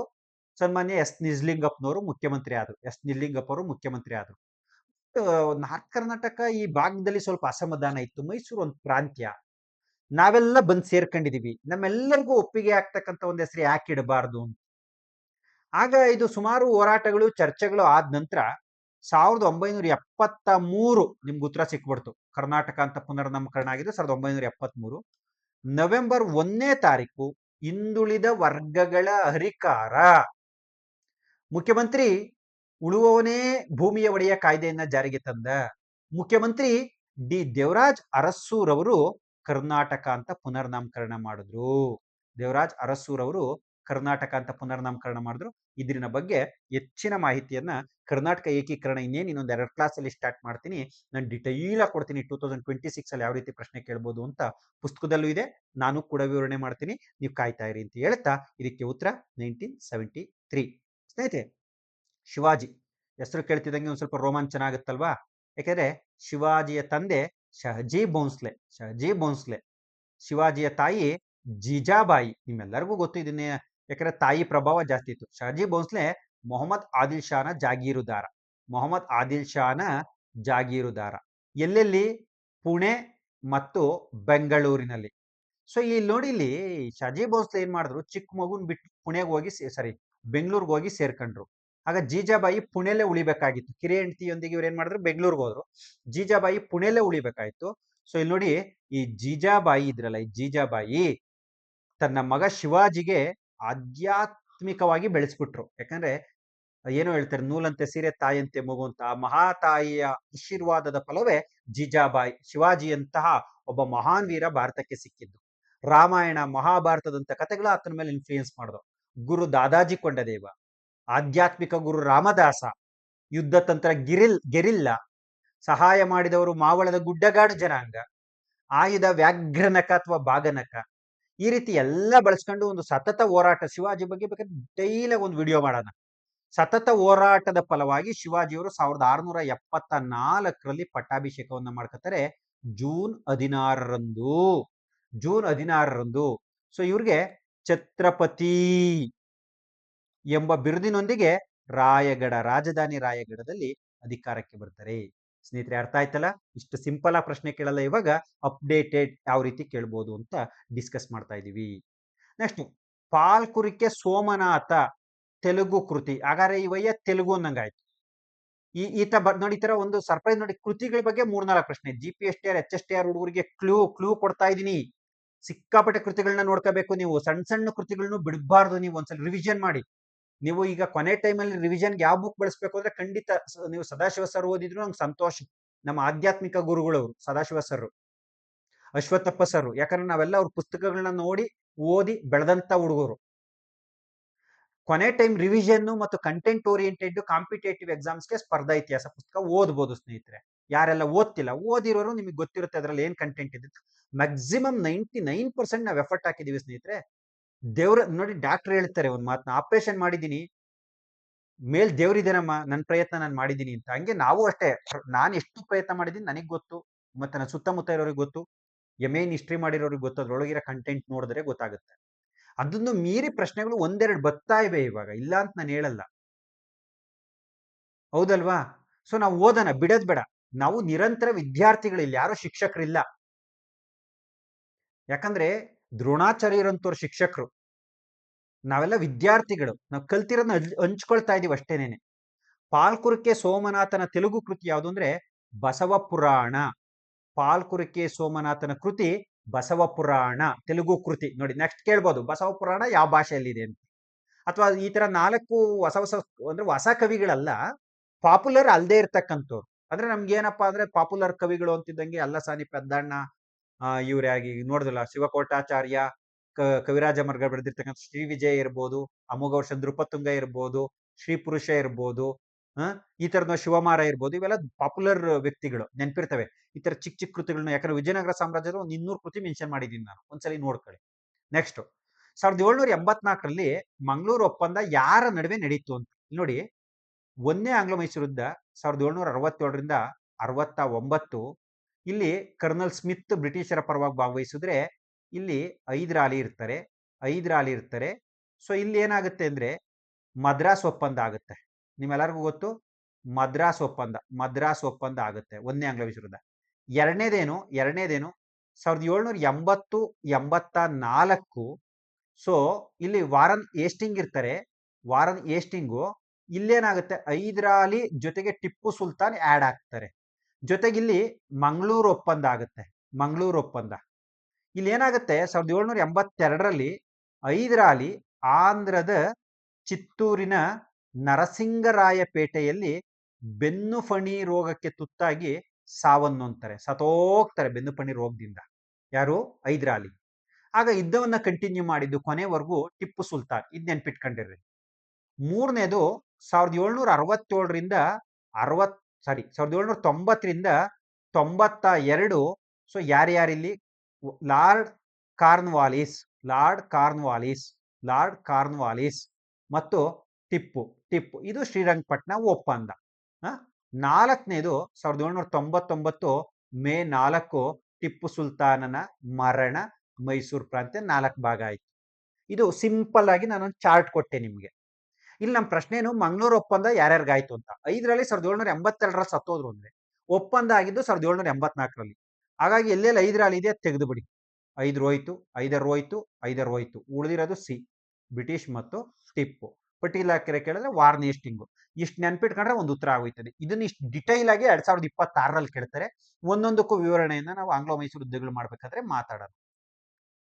ಸ್ನೇಹಿತರೆ, ಸಹಾಯಕ ಸೈನ್ಯ ಪದ್ಧತಿಯನ್ನು ಮೊದಲು ಅನುಕರಿಸಿದವರು ಯಾರು? ಈ ವಿಡಿಯೋ ಉಪಯುಕ್ತ ಆಯ್ತಾ ಇಲ್ವಾ ದಯಮಾಡಿ ಕಮೆಂಟ್ ಮಾಡಿ. ಯಾಕೆ ಕಮೆಂಟ್ ಮಾಡಿ ಅಂದ್ರೆ ನನ್ ಖುಷಿಗಲ್ಲ ನಾನು ಕೇಳ್ತಾ ಇರೋದು. ಈ ಲ್ಯಾಪ್ಟಾಪ್ ಮುಂದೆ ಕೂತ್ಕೊಂಡು ಒಬ್ಬನೇ ಮಾತಾಡ್ತಿರ್ತೀನಿ. ನಾನು ಸರಿಯಾಗಿ ಹೇಳ್ತಾ ಇದ್ದೀನ, ಹುಡುಗರಿಗೆ ರೀಚ್ ಆಗ್ತಾ ಇದ್ದೀನ ಗೊತ್ತಾಗದೆ ನಿಮ್ ಕಮೆಂಟ್ ಇಂದ. ಏನಾದ್ರು ಸುಧಾರಣೆ ಇದ್ರು ಹೇಳ್ರಿ, ಮಾಡ್ಕೊತೀನಿ. ನಾನು ಕೆಲಸ ಚೆನ್ನಾಗಿದ್ರೆ ಕಮೆಂಟ್ ಮಾಡಿ, ಸರ್ ಕಂಟಿನ್ಯೂ ಮಾಡಿ ಅಂತ. ಓಕೆನಾ? ಬೇಡ ಅಂದ್ರೆ ಬಿಟ್ಟು ಬಿಡೋಣ. ಯಾರು ಬೇಡ ಅನ್ನಲ್ಲ ಬಿಡಿ. 1 or 2% ಯಾರೋ ಇರ್ತಾರೆ, ಅವ್ರನ್ನೆಲ್ಲ ನಾವು ಏನು ಮಾಡೋಕ್ಕಾಗಲ್ಲ. ಅವ್ರು ನಮ್ಗಿಂತ ಮೇಧಾವಿಗಳು, ಅವ್ರು ನಮ್ಮ ಬಗ್ಗೆ ಮಾತಾಡ್ತಾನೆ ಇರ್ತಾರೆ. ಯಾರು 90% ನಂಗೆ ಇಡೀ ಒಂದು ಲಕ್ಷಾಂತರ ವ್ಯೂಸ್ ಆಗಿದೆ, ಒಂದೋ ಎರಡೋ ಯಾರೋ ಪುಣ್ಯಾತ್ಮ ಒಂದೆರಡು ಸಜೆಷನ್ ಕೊಟ್ಟಿದ್ದಾರೆ ಬಿಟ್ರೆ, ಇನ್ನು ಉಳಿದಂತವರೆಲ್ಲ ನನ್ನ ಕಾರ್ಯವನ್ನು ಅಪ್ರಿಷಿಯೇಟ್ ಮಾಡಿದ್ರೆ ಅದಕ್ಕೆ ಸಾಕ್ಷಿ ಇಷ್ಟು ಕಡಿಮೆ ಅವಧಿಯಲ್ಲಿ 15,000 ಜನ, ನಾವು 1-1.5 ತಿಂಗಳ ಅವಧಿಯಲ್ಲಿ 15,000 ಜನ ಸಬ್ಸ್ಕ್ರೈಬರ್ ಆಗಿರ್ತಕ್ಕಂಥದ್ದು. ವಿಡಿಯೋಗಳೆಲ್ಲ 1 ತಿಂಗಳಿಂದ ಹಾಕಿರೋಲ್ಲ 20,000+ ಹೋಗ್ತಾ ಇದೆ. ಸೊ ಅದರ ಅರ್ಥ ಏನು ಅಂದ್ರೆ ನನ್ನ ಮೆಚ್ಚಿದಿರ ನನ್ನ ಕಾರ್ಯವನ್ನ ನೀವು ಅಂತ ನನ್ಗೆ ಅರ್ಥ ಆಗ್ತಾ ಇದೆ. ಇನ್ನೂ ಚೆನ್ನಾಗಿ ಮಾಡ್ತೀನಿ, ಇನ್ನೂ ಪ್ರಯತ್ನ ಮಾಡ್ತೀನಿ. ಓಕೆನಾ? ನೆಕ್ಸ್ಟ್, ಸಹಾಯಕ ಸೈನ್ಯ ಪದ್ಧತಿ ಯಾವಾಗ ನೋಡಿ, ಇದು 2026ಕ್ಕೆ ಹೆಂಗ್ ಪ್ರಶ್ನೆ ಕೇಳ್ಬೋದು ಅಂದ್ರೆ 1798ರಲ್ಲಿ ಜಾರಿಗೆ ಬಂತು, ಲಾರ್ಡ್ ವೆಲ್ಲೆಸ್ಲಿ ಜಾರಿಗೆ ತಂದ. ಇಲ್ಲಿ ನೀವು ಇನ್ನೊಂದು ಅಪ್ಡೇಟೆಡ್ ನೋಡ್ಬೇಕು, ಸಹಾಯಕ ಸೈನ್ಯ ಪದ್ಧತಿಯ ಲಕ್ಷಣಗಳೇನು ನೋಡಪ್ಪ, ಎಲ್ಲಾರು ನೋಡ್ಬೇಕು, ಎಸ್ಪೆಷಲಿ GPSTR HSTR. ಅನುಕೂಲಗಳೇನು, ಅನಾನುಕೂಲಗಳೇನು, ಇದೆಲ್ಲ ಸ್ಪರ್ಧಾ ಇತಿಹಾಸ ಪುಸ್ತಕದಲ್ಲೇ ಸಿಗುತ್ತೆ, ನಿಮಗೆ ಒಂದ್ ಕಡೆ ಸಿಗುತ್ತೆ. ಈ ತರ ಅಪ್ಡೇಟೆಡ್ ಆಗಿ ಅಪ್ಲೈಡ್ ಕ್ವಶನ್ಸ್ ರೆಡಿ ಇರ್ರಿ. ಏನ್ ಕೇಳಿದಾನೆ ಇಲ್ಲಿ 2015ರಲ್ಲಿ ಮೊದಲು ಸೇರಿದವರು ಯಾರು ಅಂತ ಕೇಳಿದಾನೆ ನೋಡಿ. ಹೈದರಾಬಾದ್ ನಿಜಾಮ 1798ರಲ್ಲಿ ಸೇರ್ಕತ್ತಾನೆ. ಮೈಸೂರಿನ ಮುಮ್ಮಡಿ ಕೃಷ್ಣರಾಜ ಒಡೆಯರು 1799. ಔದು 1801, ಅವಧ್ ಅಥವಾ ಔದ್ ಅಂತೀವಿ. ಮರಾಠರು 1802 ನೋಡಿ. ಅಬ್ಸರ್ವ್ ಮಾಡಿ, ಇದನ್ನೇ ಕಾಲಾನುಕ್ರಮದಲ್ಲಿ ಬರೀರಿ. ಮ್ಯಾಚ್ ದಿ ಫಾಲೋಯಿಂಗ್, ಸರಿಯಾದ ಜೋಡಿ, ತಪ್ಪಾದ ಜೋಡಿ, ಈ ತರ ಹೇಳಿಕೆ. 1 ಹೇಳಿಕೆ ಸರಿ, 2 ಹೇಳಿಕೆ ಸರಿ, 3 ಹೇಳಿಕೆ ಸರಿ, 4 ಹೇಳಿಕೆ ಸರಿ, ಇವರೆಲ್ಲರೂ ಸೇರಿದ್ದಾರೆ. ಆದ್ರೆ ಕೇಳಿರೋದು ಮೊದಲು ಯಾರು ಅಂತ, ಸಬ್ಸಿಡರಿ ಲೈನ್ ಸಿಸ್ಟಮ್ಗೆ ಹೈದರಾಬಾದಿನ ನಿಜಾಮ ಅಸಫ್ಜಾ. ಅರ್ಥ ಆಯ್ತಪ್ಪ? ಸೊ ಸಹಾಯಕ ಸೈನ್ಯ ಪದ್ಧತಿ ಡಿಟೇಲ್ ವಿಡಿಯೋ ಮಾಡೋಣ ಬೇಕಾದ್ರೆ, ಇಲ್ಲ ಪುಸ್ತಕವನ್ನ ಓದ್ರಿ. High school teachers, primary school teachers, GPSTR ಓದ್ತಾ ಇರ್ತಕ್ಕಂಥ ಹುಡುಗರು ಚೆನ್ನಾಗಿ ಓದ್ರಿ. All the best. ಕಂಟಿನ್ಯೂಸ್ ಆಗಿ ನಾನಂತೂ ನನ್ನ ಕೈಲಾಗಿರೋ ಹೆಲ್ಪನ್ನ ನಿಮಗೆ ಮಾಡ್ತೀನಿ. ನೆಕ್ಸ್ಟ್, ಸತಿ ನಿಷೇಧ ಕಾಯ್ದೆಯನ್ನ ಪರಿಚಯಿಸಿದವರು ಯಾರು ನೋಡಿ. ಏನ್ ಫಸ್ಟ್ ಸತಿ ಸಹಗಮನ ಅಂದ್ರೆ ಏನು? ಗಂಡ ಸತ್ತಾಗ ಹೆಂಡತಿಯೂ ಕೂಡ ಗಂಡನನ್ನ ಅನುಸರಿಸಿ ಬೆಂಕಿಗೆ ಬೀಳೋದು. ಗಂಡ ಸತ್ವಾಗ್ಯವನೇ, ಬೆಂಕಿಲಿ ಉರಿದ್ರು ನಡೀತದೆ, ಗೊತ್ತಾಗಲ್ಲ. ಪಾಪ ಈ ಹೆಂಡತಿ ಇದ್ಲಲ್ಲ, ಜೀವಂತವಾಗಿ ಹೋಗಿ ಸುಡ್ತಾ ಇದ್ಲು. ಇಮ್ಯಾಜಿನ್ ರೀ, ಮನುಷ್ಯರಾದವರು ಊಹೆ ಮಾಡ್ಕೊಳ್ರಿ, ಇಂಥ ಪದ್ಧತಿನ ಹೆಂಗ್ರಿ ನಾವು ಬೆಂಬಲಿಸ್ತು. ಸಂಪ್ರದಾಯ ಅಂತ ನಾವು ಕೆಲವೊಂದ್ಸಲಿ ಏನ್ ಮಾಡ್ಬಿಡ್ತೀವಿ, ಬೇಡದೇ ಇರೋದ್ನೆಲ್ಲ ನಂಬದ್ ಜಾಸ್ತಿ ನಾವು. ದೇವ್ರಿದಾನ ಸರ್? ಖಂಡಿತ ಇದ್ದಾರೆ. ಎಲ್ಲಿದ್ದಾರೆ ಸರ್ ತೋರಿಸಿ? ಕೆಲವ್ರು ಕೇಳ್ತಾರೆ, ಸರ್ ಗಾಳಿ ಇದೆಯಾ, ಉಸಿರಾಡ್ತೀವ? ಹೌದು, ತೋರಿಸಿ ಗಾಳಿನ. ನಾವು ಏನ್ರಾಗೆ ಆ ಟ್ಯೂಬಲ್ಲಿ ಹಿಡಿತೀವಿ, ಪಿಪಿಲಿ ಹಿಡಿತೀವಿ, ಬಲೂನಲ್ಲಿ ಹಿಡಿತೀವಿ ಅಂತ ಹೇಳ್ತೀರಾ. ದೇವರು ಹಾಗೆ ವಿಗ್ರಹ ರೂಪದಲ್ಲಿ ನೋಡ್ತೀವಿ ನಾವು, ಇನ್ನೊಬ್ರು ಇನ್ನೊಂದು ರೂಪದಲ್ಲಿ ನೋಡ್ತಾರೆ. ನಾನು ಇತಿಹಾಸದ ಪುಸ್ತಕದ ರೂಪದಲ್ಲಿ ನೋಡ್ತೀನಿ, ನಿಮ್ ರೂಪದಲ್ಲಿ ನೋಡ್ತೀನಿ, ಇನ್ನೊಬ್ರು ತಾಯಿ ರೂಪದಲ್ಲಿ ನೋಡ್ತಾರೆ, ಇನ್ನೊಬ್ರು ಗುರು ರೂಪದಲ್ಲಿ ನೋಡ್ತಾರೆ. ಹಾಗಾಗಿ ಮಾನವೀಯ ಮೌಲ್ಯಕ್ಕೆ ಬೆಲೆ ಕೊಡ್ಬೇಕೆ ಹೊರತು ಈ ರೀತಿ ಮನುಷ್ಯರನ್ನೇ ಕೊಲ್ಲುವ ಪದ್ಧತಿಗೆ ನಾವು ಯಾವತ್ತೂ ಕೂಡ ಕೈ ಹಾಕಬಾರದು. ಸ್ನೇಹಿತರೆ, ಇಲ್ಲಿ ಗಮನಿಸಿ, ಇದು ಯಾಕೆ ಈ ಹೋರಾಟ ತೀವ್ರ ಆಯ್ತು ಅಂದ್ರೆ, ಇದು ಒಂದು ನಡೀತಾ ಇತ್ತು. ಯಾಕೆ ತೀವ್ರ ಆಯ್ತು ಅಂದ್ರೆ, ಒಂದು ವೈಚಾರಿಕ ವಿಚಾರವುಳ್ಳ ಬ್ರಿಟಿಷ್ನವರ ಆಳ್ವಿಕೆ ಬಂತು. ಬ್ರಿಟಿಷ್ನವ್ರು ನಮ್ಗೆ ಏನೇ ಕೆಟ್ಟದ್ ಮಾಡಿದ್ರು, ಇಂಥ ವಿಚಾರಗಳಲ್ಲಿ ಒಂದಷ್ಟು ಹೆಲ್ಪ್ ಮಾಡಿದ್ರು ನಮ್ಗೆ. ಇವ್ರ ಆಡಳಿತ ನಮಗೆ ಪೂರಕ ಆಗಿತ್ತು ಇಂಥ ಕೆಲವು ವಿಚಾರಗಳಲ್ಲಿ. ಕೆಟ್ಟದ್ರಲ್ಲೂ ಒಳ್ಳೇದ್ ನೋಡ್ಬೇಕು ಅಂತೀವಲ್ಲ. ಈ ನಡುವೆ ಭಾರತದ ನವೋದಯದ ಉಷಾತಾರೆ ರಾಜಾರಾಮ್ ಮೋಹನ ರಾಯರಿಗೆ ಒಂದು ಇನ್ಸಿಡೆಂಟ್ ಆಯ್ತು. ಏನು, ಅವ್ರ ಅಣ್ಣನ ಹೆಂಡತಿ, ಅಣ್ಣ ಸತ್ತಾಗ ಅಲೋಕ ಮಂಜರಿ ಅಂತಕ್ಕಂಥ ಅತ್ತಿಗೆಯನ್ನ ಜೀವಂತವಾಗಿ ಸುಟ್ಬಿಟ್ರು. ಇದನ್ನ ರಾಜಾರಾಮ್ ಮೋಹನ್ ರಾಯರು ಬಹಳ ನೊಂದು ಸೀರಿಯಸ್ ಆಗಿ ತಗೊಂಡು ಒಂದು ಹೋರಾಟವನ್ನೇ ರೂಪಿಸ್ಬಿಟ್ರು. ಇದು ನಮ್ಮ ಮನೆಗಾಗಿದ್ದು ಇನ್ಯಾರ ಮನೆಯಲ್ಲೂ ಆಗ್ಬಾರ್ದು ಅಂತ. ಒಂದು ವೈಚಾರಿಕ ಮನೋಭಾವನೆ ಉಳ್ಳ ಬ್ರಿಟಿಷರು ಇನ್ನೊಂದು ಭಾರತವನ್ನ ವೈಚಾರಿಕ ಮನೋಭಾವನೆಗೆ ಕರ್ಕೊಂಡು ಹೋದಂತ ಪ್ರಥಮಿಗ ರಾಜಾರಾಮ್ ಮೋಹನ್ ರಾಯರು ಹೋರಾಟದ ಪ್ರತಿಫಲವಾಗಿ 1829 ಡಿಸೆಂಬರ್ 4ರಂದು ಸತಿಸಹಗಮನ ಪದ್ಧತಿಯನ್ನ ನಿಷೇಧಿಸಲಾಯಿತು. ನಿಷೇಧಿಸಿದ ಯಾರು ಅಂದ್ರೆ ಲಾರ್ಡ್ ವಿಲಿಯಂ ಬೆಂಟಿಕ್. ಸ್ನೇಹಿತರೆ, ನಿಮ್ಗೆಲ್ಲ ಒಂದ್ ಮಾತು, ಗವರ್ನರ್ ಜನರಲ್ಸು ವೈಸ್ ರಾಯ್ಸ್ನ ಫಸ್ಟ್ ಚೆನ್ನಾಗಿ ಓದ್ಕೊಬಿಡ್ರಿ. ಎಲ್ಲ ಎಕ್ಸಾಮ್ಗೆ ಹೋದವರು. ಆಸ್ ಎ ಹಿಸ್ಟ್ರಿ ಮಾಸ್ಟರ್ ಆಗಿ ಒಂದು ಟೆಕ್ನಿಕ್ ಹೇಳ್ಕೊಡ್ತಾ ಇದ್ದೀನಿ. ಯಾರಿಗೆ ಗವರ್ನರ್ ಜನರಲ್ ವೈಸ್ ರಾಯ್ ಚೆನ್ನಾಗಿ ಗೊತ್ತೋ 1-3 ಮಾರ್ಕ್ಸ್ ಬಂದಂಗೆ. ಯಾಕಂದ್ರೆ ಆಲ್ಮೋಸ್ಟ್ ಮಾಡರ್ನ್ ಇಂಡಿಯಾ ಇವ್ರ ಅಡ್ಮಿನಿಸ್ಟ್ರೇಷನ್ ಮೇಲೆ ನಿಂತೈತೆ. ಯಾರ್ಯಾರ ಕಾಲದಲ್ಲಿ ಏನೇನಾಯ್ತು ಅಂತ ನೀವು ನೋಡ್ಕೊಂಡ್ಬಿಟ್ರೆ 1-3 ಮಾರ್ಕ್ಸ್ ಬಂದಂಗೆನೇನೆ. ಹಾಗಾಗಿ ಒಂದ್ ಚಾಪ್ಟರ್ ಒಂದು 3-4 ಪೇಜಲ್ಲಿ ಇರುತ್ತೆ. ಸ್ವಲ್ಪ ಗಂಟು ಮಾಡ್ಕೊಂಬಿಡ್ರಿ ಕೊನೆಗೆ ನಾನು ಹೇಳ್ತಾ ಇರೋದು. ಅರ್ಥ ಆಯ್ತಾ? Okay, next. ಭಾರತವು ಭಾರತೀಯರಿಗೆ, ಇಂಡಿಯಾ ಫಾರ್ ಇಂಡಿಯನ್ಸ್ ಹೇಳಿದವರು ಯಾರಪ್ಪ? ಇಂಡಿಯಾ ಫಾರ್ ಇಂಡಿಯನ್ಸ್ ಅಂತ ಹೇಳಿದವರು ಯಾರಪ್ಪ? ಇಂಡಿಯಾ ಫಾರ್ ಇಂಡಿಯನ್ಸ್, ಭಾರತೀಯರಿಗಾಗಿ ಭಾರತ ಅಂತ ಹೇಳಿದವರು ಯಾರಪ್ಪ? ಯಾರು ಇಲ್ಲ, ನಮ್ಮ ದಯಾನಂದ ಸರಸ್ವತಿಯವರು. ಈ ದಯಾನಂದ ಸರಸ್ವತಿಯವರ ಮೂಲ ಹೆಸರು ಏನ್ ಹೇಳ್ರಿ? ಮೂಲಶಂಕರ. ಯಾಕೆ ನಾವು ಇವ್ರನ್ನ ಗುರುತಿಸ್ತೀವಿ ಹೇಳ್ರಿ? 1875ರಲ್ಲಿ ಬಾಂಬೆ ಒಳಗಡೆ ಆರ್ಯ ಸಮಾಜವನ್ನ ಸ್ಥಾಪನೆ ಮಾಡ್ತಾರೆ. ಈ ಆರ್ಯ ಸಮಾಜದಿಂದ ಇನ್ಫ್ಲೂಯೆನ್ಸ್ ಆದವರೇ ತೀವ್ರಗಾಮಿಗಳು. ಯಾಕಂದ್ರೆ ನೀವು ನೋಡಿರ್ಬೋದು, ಅವ್ರ ಉಗ್ರವಾದಂತ ಹೋರಾಟ ಇವರಿಂದ ಇನ್ಸ್ಪೈರ್ ಆಯಿತು. ಭಾರತೀಯರಿಗೆ ಮಾತ್ರ ಇರಬೇಕು ಅನ್ನೋದು. ಇವ್ರದೊಂದು ಘೋಷಣೆ ಇದೆ, ನಿಮ್ಗೆ ಗೊತ್ತಲ್ಲ, ವೇದಗಳಿಗೆ ಹಿಂದಿರುಗಿ. ಎಲ್ಲಿಗೆ ವಾಪಸ್ ಬನ್ನಿ? Back to Vedas. ವೇದಗಳಿಗೆ ಹಿಂದಿರುಗಿ ಅಂತ ಹೇಳ್ತಾರೆ. ವೇದಗಳಿಗೆ ಹಿಂದಿರುಗಿ, ವೇದಗಳಿಗೆ ಹಿಂದಿರುಗಿ. ಅರ್ಥ ಆಯ್ತಪ್ಪ? ಬಹಳ ಮುಖ್ಯವಾಗಿರ್ತಕ್ಕಂಥ ವಿಚಾರ. ಸೊ ಇಲ್ಲಿ ನೀವು ಈ ಆರ್ಯ ಸಮಾಜದ ಪತ್ರಿಕೆ ಯಾವುದು ಅಂದ್ರೆ ಸತ್ಯಾರ್ಥ ಪ್ರಕಾಶ ಬೈಬಲ್ ಅಂತಾನೆ ಕರಿತೀವಿ. ಆರ್ಯರಿಗೆ ಬೈಬಲ್ ಇದು, ಆರ್ಯ ಸಮಾಜದವರಿಗೆ, ದಟ್ ಮೀನ್ಸ್ ಆರ್ಯ ಸಮಾಜದ ಸದಸ್ಯರಿಗೆ. ಸೊ ಅರ್ಥ ಆಗ್ತದಪ್ಪ ನಾನು ನಿಮ್ಗೆ ಹೇಳ್ತಾ ಇರ್ತಕ್ಕಂಥದ್ದು. ಈ ರೀತಿ ಸ್ವಲ್ಪ ಡೆಪ್ತ್ ಆಗಿ ಕ್ವಶನ್ಸ್ ನೋಡ್ಕೋಬೇಕು.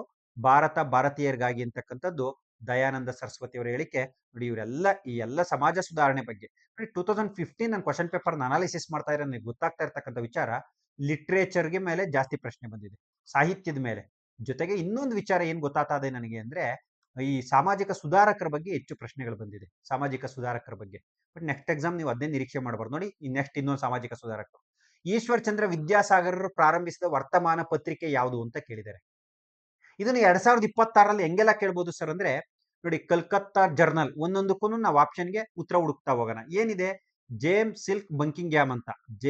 ಕಲ್ಕತ್ತಾ ಜರ್ನಲ್ ಪ್ರಕಟಿಸಿದ ಯಾರು? ಜೇಮ್ ಸಿಲ್ಕ್ ಬಂಕಿಂಗ್ಹ್ಯಾಮ್. ದಿಗ್ದರ್ಶನ ಯಾರು? ಹಾಗಾದ್ರೆ ದಿಗ್ದರ್ಶನ ಯಾರು? John Clark Marshman. The Bengali ಯಾರು? ಗಿರೀಶ್ ಚಂದ್ರ ಘೋಷ್. ಸೋಮಪ್ರಕಾಶ ಈಶ್ವರ್ ಚಂದ್ರ ವಿದ್ಯಾಸಾಗರ ಇದೆ ಸರಿಯಾದ ಜೋಡಿ. ಎಷ್ಟು ಜೋಡಿಗಳು ಸರಿಯಾಗಿವೆ ಕೆಳಗಡೆ? 1 ಜೋಡಿ, 2 ಜೋಡಿ, 3 ಜೋಡಿ, 4 ಜೋಡಿ. ಸರಿಯಾದಂತ ಉತ್ತರ 4 ಜೋಡಿ. This is 2026 pattern. ಅಥವಾ ಇದನ್ನೇ match the following A1 B2 C3 D4. ಅಥವಾ ಇದರಲ್ಲೇ ಯಾವುದೋ ಒಂದು ಮಿಸ್ ಮ್ಯಾಚ್ ಮಾಡ್ತಾರೆ. ತಪ್ಪಾದ ಹೇಳಿಕೆಗಳ ಸಂಖ್ಯೆ ಎಷ್ಟು? ಅರ್ಥ ಆಯ್ತಾ? ಇನ್ನು ಈಶ್ವರ್ ಚಂದ್ರ ವಿದ್ಯಾಸಾಗರ್ ಗೊತ್ತು, ಇವ್ರ ಅಮೋಘ ಹೋರಾಟ, ವಿಧವಾ ಪುನರ್ವಿವಾಹ ಕಾಯ್ದೆ, ವಿಧವೆಯರಿಗೆ ಮತ್ತೆ ಮದುವೆ ಮಾಡಿಸ್ಬೇಕಂತ ಒಂದು ಕಾರ್ಯಕ್ರಮವನ್ನು ಹಮ್ಮಿಕೊಳ್ತಾರೆ. ವಿಧವಾ ಪುನರ್ವಿವಾಹ ಕಾಯ್ದೆ ಇವರ ಹೋರಾಟದ ಫಲವಾಗಿ ಬರುತ್ತೆ. ವಿಡೋ ರಿಮ್ಯಾರೇಜ್ 1856. ಓಕೆ, ನೆಕ್ಸ್ಟ್ ಸ್ವರಾಜ್ ಪಕ್ಷವು ಕಾಂಗ್ರೆಸ್ನ ಒಂದು ಭಾಗವಾಗಿ 1924ರಲ್ಲಿ ಡ್ಯಾಶ್ ನಲ್ಲಿ ನಡೆದ ಕಾಂಗ್ರೆಸ್ ಅಧಿವೇಶನದಲ್ಲಿ ತೀರ್ಮಾನಿಸಲಾಯಿತು. ಇದಕ್ಕೆ ಉತ್ತರ ನೇರವಾಗಿ ಹೇಳ್ಬೇಕು ಅಂದ್ರೆ ಬೆಳಗಾಂ. ಇವತ್ತಿಗೆ ಬೆಳಗಾವಿ ಅಂತ ಕರಿತೀವಿ ಅದನ್ನ, ಬೆಳಗಾವಿ. ಸರ್, ಇಲ್ಲಿ ಏನ್ ಹೇಳ್ಬೇಕು ಅಂತ ಹೊರಟಿದ್ದೀರಾ ನೀವು ಅಂದ್ರೆ, ನಿಮ್ಗೆ ಬೆಳಗಾವಿ ಕಾಂಗ್ರೆಸ್ ಅಧಿವೇಶನದ ಬಗ್ಗೆ ಸ್ವಲ್ಪ ಮಾಹಿತಿ ಇರಬೇಕು. ಇದ್ರ ಬಗ್ಗೆ ನಾನು ಹೆಚ್ಚಿಗೆ ಹೇಳಲ್ಲ, ತರಗತಿ ಮಾಡ್ತೀನಿ. ಜೊತೆಗೆ ನಿಮಗೆ ಗೊತ್ತಿರುತ್ತೆ, ಇದು 39ನೇ ಕಾಂಗ್ರೆಸ್ ಅಧಿವೇಶನ. ಇದೆಷ್ಟನೇದಪ್ಪ? 39. ಯಾಕೆ ಇದು ಪಾಪ್ಯುಲರು? ಗಾಂಧೀಜಿ ಅಧ್ಯಕ್ಷತೆ ವಹಿಸಿದ ಏಕೈಕ ಅಧಿವೇಶನ. ಗಂಗಾಧರ್ ರಾವ್ ದೇಶಪಾಂಡೆ ಸ್ವಾಗತ ಸಮಿತಿಯ ಅಧ್ಯಕ್ಷರು. ನಿಮಗೆ ಗೊತ್ತು, ವೇದಿಕೆಗೆ ಇಟ್ಟ ಹೆಸರು ವಿಜಯನಗರ ವೇದಿಕೆ. ಕುಡಿಯುವ ನೀರಿಗೆ ಮೊನ್ನೆ ಪೀಸಿಲ್ ಕೇಳಿದ್ರಲ್ಲ, ಪಂಪಸಾಗರ ಅಂತ ಕರಿತೀವಿ. ಉಹಿಲಗೋಳ್ ನಾರಾಯಣರವರು ಉದಯವಾಗಲಿ ಚೆಲುವ ಕನ್ನಡ ನಾಡು ಅಂತ ಒಂದು ಹಾಡನ್ನ ಆಡ್ತಾರೆ. ಜೊತೆಗೆ ಇದನ್ನ ಯೂನಿಟಿ ಕಾಂಗ್ರೆಸ್, ಏಕತಾ ಕಾಂಗ್ರೆಸ್ ಅಧಿವೇಶನ ಅಂತ ಕರಿತೀವಿ. ಯೂನಿಟಿ ಕಾಂಗ್ರೆಸ್ ಇನ್ನೂ ಡೀಟೇಲ್ ಆಗಿ ಮಾತಾಡ್ತೀನಿ ನಾನು. ನೆಕ್ಸ್ಟ್ ಈ Karnataka freedom movement chapter start ಮಾಡಿದ್ದೀನಿ. ಪಾರ್ಟ್ 1 ಆಗಿದೆ, ಪಾರ್ಟ್ 2 ಡಿಸ್ಕಸ್ ಮಾಡ್ತೀನಿ. ಸ್ನೇಹಿತರೆ, ನೀವು ಅಬ್ಸರ್ವ್ ಮಾಡ್ಬೇಕಾಗಿರೋದೇನು? ಸ್ವರಾಜ್ ಪಕ್ಷ ಫಸ್ಟ್ ಆಫ್ ಆಲ್ ಯಾಕೆ ಸ್ಟಾರ್ಟ್ ಆಯ್ತು, ಯಾವಾಗ ಸ್ಟಾರ್ಟ್ ಆಯ್ತು ನೋಡಿ. 1922ರಲ್ಲಿ ಫೆಬ್ರವರಿ 5ನೇ ತಾರೀಕು ಚೌರಿ ಚೌರ ದುರಂತ ಆಗುತ್ತೆ. ಅಸಹಕಾರ ಚಳುವಳಿನ ಬಾರ್ಡೋಲಿ ಒಳಗಡೆ ಯಾರು ನಮ್ಮ ಗಾಂಧೀಜಿಯವರು ಹಿಂಪಡಿತಾರೆ, ನಾನ್ ಕೋಆಪರೇಷನ್ ಮೂವ್ಮೆಂಟ್ ಅನ್ನ, ಚೌರಿ ಚೌರ ದುರಂತದಿಂದಾಗಿ. ಹೌದಲ್ವಾ ಸರ್? ಇದ್ರ ಬಗ್ಗೆ ನಮಗೆ ಗೊತ್ತೇ ಇಲ್ಲ. ಇದ್ರ ಬಗ್ಗೆನೂ ಹೇಳಿ ಅಂದ್ರೆ ಅದನ್ನ ಸಪರೇಟ್ ಕ್ಲಾಸ್ ಮಾಡೋಣ, ಇಲ್ಲ ಪುಸ್ತಕದಲ್ಲಿ ಓದ್ಕೊಂಡ್ರೆ ಒಂದ್ರ ಬಗ್ಗೆ ಲಿಂಕ್ ತಗೊಂಡ್ರೆ ದಿನೆಲ್ಲ ಮಾತಾಡ್ಬೇಕಾಗ್ತದೆ. ಈಗ ಗಾಂಧೀಜಿನ ಈ ದುರಂತದಿಂದಾಗಿ ಗಾಂಧೀಜಿನ ಏನ್ ಮಾಡ್ತಾರೆ, ಏನಾಗಿತ್ತು ಅಂದ್ರೆ ಪೊಲೀಸ್ನವ್ರನ್ನ ಬೆಂಕಿ ಇಟ್ಟು ಸುಟ್ಬಿಟ್ಟಿದ್ರು ನಮ್ ಜನ. ಗಾಂಧೀಜಿನ ಈ ದುರಂತ ಗಾಂಧೀಜಿ ನಾಯಕತ್ವನೇ ಕಾರಣ ಅಂತ ಗಾಂಧೀಜಿನ ಅರೆಸ್ಟ್ ಮಾಡಿದ್ರು. For the first time Gandhiji jail ಹೋದ್ರು ಈ ಅಸಹಕಾರ ಚಳವಳಿ ನಂತರ. ಗಾಂಧೀಜಿ ಜೈಲ್ಗೆ ಹೋದಾಗ ಇದೇ ಸೂತ್ಕದ ವಾತಾವರಣದಲ್ಲಿ 1922 ಡಿಸೆಂಬರ್ 31ರಲ್ಲಿ ಗಯಾ ಕಾಂಗ್ರೆಸ್ ಅಧಿವೇಶನ ಆಯ್ತು. ಇಲ್ಲಿ ಅಧ್ಯಕ್ಷರು ಬಂದು ನಮ್ಮ ದೇಶ ಬಂಧು ಚಿತ್ತರಂಜನ ದಾಸ್. ಯಾರು ಹೇಳ್ರಿ? ಚಿತ್ತರಂಜನ ದಾಸ್ ದೇಶಬಂಧು. ದೀನಬಂಧು ಯಾರು? ಕಮೆಂಟ್ ಮಾಡ್ರಿ, ನಾನು ಹೇಳದ್ ಬೇಡ. ದೀನಬಂಧು ಯಾರು? ಕಮೆಂಟ್ ಮಾಡ್ರಿ. ವಿಡಿಯೋ ನೋಡೋರು, ಇಲ್ಲಿ ಗಂಟೆ ವಿಡಿಯೋ ನೋಡಿರೋ ಕಮೆಂಟ್ ಮಾಡ್ತೀರಾ. ಯಾರ್ಯಾರು ವಿಡಿಯೋನ ಎಷ್ಟೆಷ್ಟು ನೋಡ್ತೀರಾ ಅನ್ನೋದು ಗೊತ್ತಾಗುತ್ತೆ ಇದರಿಂದ. ಚಿತ್ತರಂಜನ್ ದಾಸ್ ಯಾರು? ದೇಶಬಂಧು. ಇವರು ಅಧ್ಯಕ್ಷರಾಗಿರ್ತಾರೆ. ಇವರು ಒಂದು ಹೊಸ ಆಲೋಚನೆ ಹೇಳ್ತಾರೆ. ಏನದು ಅಂದ್ರೆ, ನಾವ್ ಯಾಕೆ ಬೀದಿಲ್ ನಿಂತ್ಕೊಂಡು ಹೋರಾಟ ಮಾಡಿ ಈ ರೀತಿ ಎಲ್ಲ ಅನುಭವಿಸೋ ಬದಲು ಎಲೆಕ್ಷನ್ ನಿಂತು ಶಾಸನ ಸಭೆಗೆ ಹೋಗಿ ಬ್ರಿಟಿಷರು ದೇಶ ವಿರೋಧಿ ಕಾನೂನನ್ನ ಮಾಡಿದಾಗ ಅಲ್ಲೇ ಯಾಕೆ ತಡೆಗಟ್ಟಬಾರದು, ಈ ರೌಲಟ್ ಕಾಯ್ದೆ ಇಂಥ ಕಾಯ್ದೆಗಳನ್ನೆಲ್ಲ ಅಲ್ಲೇ ಯಾಕೆ ತಡೆಗಟ್ಟಬಾರದು ಅಂತ ಹೇಳ್ತಾರೆ. ಇಲ್ಲಿ 2 ಬಣಗಳಾಗ್ತವೆ. ಒಂದು ಪ್ರೋ ಚೇಂಜರ್ಸ್, ಇನ್ನೊಂದು ನೋ ಚೇಂಜರ್ಸ್. ಪ್ರೋ ಚೇಂಜರ್ಸ್ ಅಂದ್ರೆ ಬದಲಾವಣೆ ಪರ, ಇನ್ನೊಂದು ಬದಲಾವಣೆ ವಿರೋಧ. ಏನ್ ಸರ್ ಬದಲಾವಣೆ ಪರ ಅಂದ್ರೆ, ಶಾಸನ ಸಭೆಗೆ ಹೋಗ್ಬೇಕು ಅನ್ನೋದು ಒಂದು ಗುಂಪು, ಇಲ್ಲ ಬೀದಿಲ್ ನಿಂತ್ಕೊಂಡು ಹೋರಾಟ ಮಾಡೋಣ ಅನ್ನೋದು ಇನ್ನೊಂದು ಗುಂಪು. ವೋಟಿಂಗ್ ಆಗುತ್ತೆ. ಚಿತ್ತರಂಜನ ದಾಸರು ಓಟ್ಗೆ ಹಾಕ್ತಾರೆ ಯಾವ್ದು ತೀರ್ಮಾನ ಮಾಡ್ಬೇಕು ಅಂತ. ದುರಂತ ಚಿತ್ತರಂಜನ ದಾಸರಿಗೆ ಸೋಲಾಗುತ್ತೆ, ಗಾಂಧೀಜಿ ಫಾಲೋಯರ್ಸ್ಗೆ ಗೆಲುವಾಗುತ್ತೆ. ಆಗ ಚಿತ್ತರಂಜನ್ ದಾಸರು ಏನ್ ಮಾಡ್ತಾರೆ, 1923 ಜನವರಿ 1ರಂದು ಸ್ವರಾಜ್ ಪಾರ್ಟಿನ ಸ್ಥಾಪನೆ ಮಾಡ್ತಾರೆ. ಅದರ ಅಧ್ಯಕ್ಷರು ಚಿತ್ತರಂಜನ ದಾಸು, ಕಾರ್ಯದರ್ಶಿ ಮೋತಿಲಾಲ್ ನೆಹರು, ಪತ್ರಿಕೆ ಫಾರ್ವರ್ಡ್, ಉದ್ದೇಶ ಸ್ವರಾಜ್ಯ ಪಡೆಯುವುದು. ಶಾಸನ ಸಭೆಗೆ ಹೋಗಿ ಯಾಕೆ ಬೀದಿಲ್ ನಿಂತ್ಕೊಂಡು ಸ್ವರಾಜ್ಯಕ್ಕೋಸ್ಕರ ಹೋರಾಟ ಮಾಡಬೇಕು, ಶಾಸನ ಸಭೆಯಲ್ಲೇ ಫೈಟ್ ಮಾಡೋಣ ಅನ್ನೋದು. ಸೊ ಆರಂಭದಲ್ಲಿ ಗಾಂಧೀಜಿ ಇದಕ್ಕೆ ವಿರೋಧ ಮಾಡ್ತಾರೆ. ಬ್ರಿಟಿಷರ್ ಏನ್ ಮಾಡ್ತಾರೆ, ಸ್ವರಾಜ್ ಪಕ್ಷದ ಹೋರಾಟಕ್ಕೆ ಬೆಚ್ಚಿ ಬಿದ್ದು ದೇಶದ್ರೋಹಿ ಸಂಸ್ಥೆ ಅಂತ ಹೇಳ್ತಾರೆ ಬ್ರಿಟಿಷರು. ಆದ್ರೆ ಇವರ ಹೋರಾಟದ ವಿಧಾನವನ್ನ ನಿಧಾನವಾಗಿ ಗಮನಿಸಿದಂತ ಗಾಂಧಿ, ಛೇ ಇದು ದೇಶ ವಿರೋಧಿ ಸಂಸ್ಥೆ ಅಲ್ಲ, ದೇಶ ಪ್ರೇಮಿ ಸಂಸ್ಥೆ ಅಂತ ಮೆಚ್ಚುಗೆಯನ್ನ ವ್ಯಕ್ತಪಡಿಸ್ತಾರೆ ಚಿತ್ತರಂಜನ್ ದಾಸರ ಹೋರಾಟಕ್ಕೆ. ಹಾಗಾಗಿ 1924ರಲ್ಲಿ ಇದು ಕಾಂಗ್ರೆಸ್ನ ಒಂದು ಘಟಕ ಅಂತ ಘೋಷಣೆ ಮಾಡ್ತಾರೆ. ಹಾಗಾಗಿ ಸ್ವರಾಜ್ ಪಕ್ಷ ಹೊಸ ಪಕ್ಷ ಅಲ್ಲ, ಕಾಂಗ್ರೆಸ್ನ ಒಳಗೆ ಇದ್ದ ಒಂದು ಗುಂಪು. 1924ರಲ್ಲಿ ಕಾಂಗ್ರೆಸ್ ತನ್ನ ಒಂದು ಭಾಗವಾಗಿ ಅನೌನ್ಸ್ ಮಾಡುತ್ತೆ. ಶಾಸನಾತ್ಮಕ ವಿಚಾರಗಳನ್ನ ನೋಡ್ಕೊಳ್ಳಿಕ್ಕೆ ಶಾಸನ ಸಭೆಯಲ್ಲಿ ಚುನಾವಣೆಯಲ್ಲಿ ಸ್ಪರ್ಧಿಸಲಿಕ್ಕೆ ಅವಕಾಶವನ್ನ ಕೊಡುತ್ತೆ ಕಾಂಗ್ರೆಸ್. ಇದು ಬೆಳಗಾವಿಯಲ್ಲಿ ನಡೆದಂತ ಅಧಿವೇಶನ. 2026 ಎಕ್ಸಾಮ್ ಬರೆಯೋ ಹುಡುಗರು ಈ ಪರಿಗೆ ನಾಲೆಡ್ಜ್ ಇರ್ಬೇಕು. ಇನ್ನು ಬೇಕಾದ್ರೆ ಸ್ವರಾಜ್ ಪಾರ್ಟಿ ಬಗ್ಗೆ ಇನ್ನೂ ಒಂದು ಅರ್ಧ ಗಂಟೆ ಹೇಳ್ತೀನಿ, ಯಾಕಂದ್ರೆ 23 ಎಲೆಕ್ಷನ್ ಗೆಲ್ತಾರೆ, ಮೇಯರ್ ಆಗ್ತಾರೆ, ಯಾವ್ಯಾವ ಕ್ಯಾರಿಯರ್ ಮೇಯರ್ ಆದ್ರು ದೇಶದ ಮೊದಲ ಮೇಯರ್ ಆಗಿ ಚಿತ್ತರಂಜನ್ ದಾಸ್ ಆಯ್ಕೆ ಆಗ್ತಾರೆ. ಅಹಮದಾಬಾದ್ಗೆ ನೆಹರು, ಅಲಹಾಬಾದ್ಗೆ ಸರ್ದಾರ್ ವಲ್ಲಭಭಾಯ್ ಪಟೇಲ್, ಬಾಂಬೆಗೆ ವಿಠ್ಠಲಭಾಯ್ ಪಟೇಲ್. ಈ ರೀತಿ ಸಾಕಷ್ಟು ವಿಚಾರಗಳ ಬಗ್ಗೆ ಮಾತನಾಡ್ತಾ ಹೋಗೋಣ. ಸುಭಾಷ್ ಚಂದ್ರ ಬೋಸ್ ಸಿಇಒ ಆಗ್ತಾರೆ ಕಲ್ಕತ್ತಾಗೆ. ಮಾತಾಡೋಣ, ಇವೆಲ್ಲ ಮಾತಾಡೋಣ. ನೆಕ್ಸ್ಟ್ ನೋಡಿ, ವೆರಿ ಇಂಪಾರ್ಟೆಂಟ್ ಸ್ಟೇಟ್ಮೆಂಟ್. ವೃತ್ತಪತ್ರಿಕೆಯಿಲ್ಲದ ನಾಯಕ ರೆಕ್ಕೆಗಳಿಲ್ಲದ ಅಕ್ಕಿಯಂತೆ. ಅರ್ಥ ಮಾಡ್ಕೊಳ್ಳಿ, ತನ್ನ ಭಾವನೆಯನ್ನ ವ್ಯಕ್ತಪಡಿಸಲು ಒಂದು ಪತ್ರಿಕೆ ಇಲ್ಲ ಅಂದ್ರೆ ರೆಕ್ಕೆ ಇಲ್ಲದೆ ಇರೋ ಹಕ್ಕಿ ತರ. ಯಾವತ್ತೂ ವಾಕ್ ಸ್ವಾತಂತ್ರ್ಯ ಇರಬೇಕು. ಒಬ್ಬ ನಾಯಕನಾದವನಿಗೆ ವೃತ್ತಪತ್ರಿಕೆಗಳು ಅಮೂಲ್ಯ ಅನ್ನೋದನ್ನ ಹೇಳಿದಂತ ವ್ಯಕ್ತಿ ಯಾರು ಅಂತ 4 ಜನ ಭಾರತ ಕಂಡಂತ ಅದ್ಭುತ ವ್ಯಕ್ತಿಗಳು, ಅದ್ಭುತ ನಾಯಕರು. ಸೊ ಇಲ್ಲಿ ಬಹಳ ಮುಖ್ಯವಾಗಿರೋದೇನಪ್ಪಾ ಅಂದ್ರೆ, ಇಲ್ಲಿ ನೋಡಿ, ಸುಭಾಷ್ ಚಂದ್ರ ಬೋಸ್. ಒಂದೊಂದು ಕೆಳಗಿಂದ ಬರೋಣ. ಸುಭಾಷ್ ಚಂದ್ರ ಬೋಸ್ INA ವಿಸ್ತರಿಸಿದಂತವ್ರು. ನನಗೆ ರಕ್ತ ಕೊಡಿ, ನಾನು ನಿಮಗೆ ಸ್ವಾತಂತ್ರ್ಯ ಕೊಡ್ತೇನೆ, ನನಗೆ ರಕ್ತ ಕೊಡಿ, ನಾನು ನಿಮಗೆ ಸ್ವಾತಂತ್ರ್ಯ ಕೊಡ್ತೀನಿ ಅಂತೇಳಿ ಭಾರತದ ಮೊದಲ ಸ್ವಾತಂತ್ರ್ಯ ಸರ್ಕಾರವನ್ನ ಸ್ಥಾಪಿಸಿದಂತ ಕೀರ್ತಿ ಇವ್ರಿಗೆ ಸಲ್ತದೆ. ನೆಕ್ಸ್ಟ್ ಇವರು ಒಂದು ಫ್ಲೈಟ್ ವಿಮಾನದಲ್ಲಿ ಡೆತ್ ಆಗ್ತಾರೆ. ಇವ್ರ ಬಗ್ಗೆ ಡಿಟೇಲ್ ವಿಡಿಯೋಗಳನ್ನ ನೋಡೋಣ ನಾವು. ಆಮೇಲೆ ಒಬ್ಬೊಬ್ರ ಬಗ್ಗೆ ಬೇಕಾದ್ರೆ ಡಿಸ್ಕಸ್ ಮಾಡ್ತಾ ಹೋಗೋಣ. ಬೇಕಾದ್ರೆ ನಿಮ್ಗೆ ಈಗಲೇ ಸದ್ಯಕ್ಕೆ ಅರ್ಜೆಂಟ್ ಬೇಕು ಅಂದ್ರೆ ಸ್ವಾತಂತ್ರ್ಯ ಹೋರಾಟಗಾರರು ಅಂತ ಒಂದು ಚಾಪ್ಟರ್ ಮಾಡಿದೀನಿ, ಬೇಕಾದ್ರೆ ನೀವು ಅಲ್ಲಿ ಹೋಗಿ ಬುಕ್ಕಲ್ಲಿ ಓದ್ಕೊಳ್ಳಿ. ಎಕ್ಸಾಮ್ 1 ಮಾರ್ಕ್ಸ್ ಅಂತೂ ಈ ತರ ಸ್ಟೇಟ್ಮೆಂಟ್ ಬಗ್ಗೆ ಬಂದೇ ಬರುತ್ತೆ. ಸಾಕಷ್ಟು ಸ್ಟೇಟ್ಮೆಂಟ್ಗಳನ್ನ ಅವ್ರವ್ರು ಹೇಳಿರ್ತಕ್ಕಂಥದ್ನ ವ್ಯಕ್ತಿ ಚರಿತ್ರೆ ಬರೀಬೇಕಾದ್ರೆ ಬರ್ದಿದ್ದೀನಿ ನಾನು. ಖಾನ್ ಅಬ್ದುಲ್ ಗಫರ್ ಖಾನ್ ಗಡಿನಾಡ ಗಾಂಧಿ ಅಥವಾ ಫ್ರಾಂಟಿಯರ್ ಗಾಂಧಿ ಅಂತ ಕರಿತೀವಿ. ಫ್ರಾಂಟಿಯರ್ ಗಾಂಧಿ ಅಂತ ಕರಿತೀವಿ. ಗಡಿನಾಡ ಗಾಂಧಿ ಅಥವಾ ಫ್ರಾಂಟಿಯರ್ ಗಾಂಧಿ ಅಂತ. ಅಬ್ದುಲ್ ಕಲಾಂ ಆಜಾದ್ ನಿಮಗೆ ಗೊತ್ತು. ಅಬುಲ್ ಕಲಾಂ ಆಜಾದ್ ಏನಪ್ಪ ಇವ್ರ ವಿಶೇಷ ಅಂದ್ರೆ, ಅಬುಲ್ ಕಲಾಂ ಆಜಾದ್ರದು ದೀರ್ಘಾವಧಿಗೆ ಕಾಂಗ್ರೆಸ್ನ ಪ್ರೆಸಿಡೆಂಟ್ ಆಗಿರ್ತಕ್ಕಂಥದ್ದನ್ನ ನೋಡ್ತೀವಿ. ಅಪ್ಪಟ ದೇಶ ಪ್ರೇಮಿ, ಸಿಮ್ಲಾ ಸಮ್ಮೇಳನದಲ್ಲಿ ಭಾಗವಹಿಸಿರ್ತಾರೆ. ಇನ್ನ ಈ ಸ್ಟೇಟ್ಮೆಂಟ್ ಹೇಳಿದಂತವ್ರು ಯಾರು?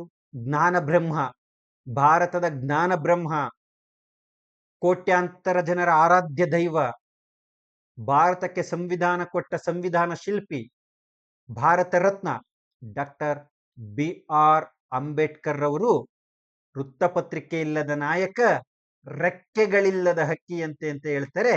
ಸೊ ಇದು exam point of view very important. ಸ್ನೇಹಿತರೆ, ಇಷ್ಟು ಪ್ರಶ್ನೆಗಳನ್ನ ನಾನು ನಿಮ್ ಜೊತೆ ಇವತ್ತು ಡಿಸ್ಕಸ್ ಮಾಡಿದ್ದೀನಿ.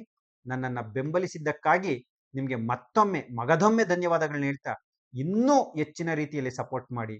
ನನ್ನಿಂದ ಇನ್ನೂ ಏನೆಲ್ಲ ಕೊಡ್ಲಿಕ್ಕಾಗುತ್ತೆ ಕರ್ನಾಟಕದ ಸ್ಪರ್ಧಾರ್ಥಿಗಳಿಗೆ ಖಂಡಿತ ನಾನು ಕೊಡ್ತೀನಿ ಅಂತ ಹೇಳ್ತಾ ಇವತ್ತಿನ ತರಗತಿಗೆ ವಿದಾಯವನ್ನು ಹೇಳ್ತೀನಿ. ಇಂದಿನ ತರಗತಿಯ ಫೀಡ್ಬ್ಯಾಕ್ ಅನ್ನ ನೀವು ನನಗೆ ನೀಡ್ತೀರಾ ಅಂತ ಹೇಳ್ತಾ, ಸೊ ಮತ್ತೊಮ್ಮೆ ನಿಮ್ಗೆ ಧನ್ಯವಾದಗಳನ್ನ ಅರ್ಪಿಸ್ತಾ ಇಂದಿನ ತರಗತಿಯನ್ನ ಮುಗಿಸ್ತಾ ಇದ್ದೀನಿ. ಧನ್ಯವಾದಗಳು ಸ್ನೇಹಿತರೆ.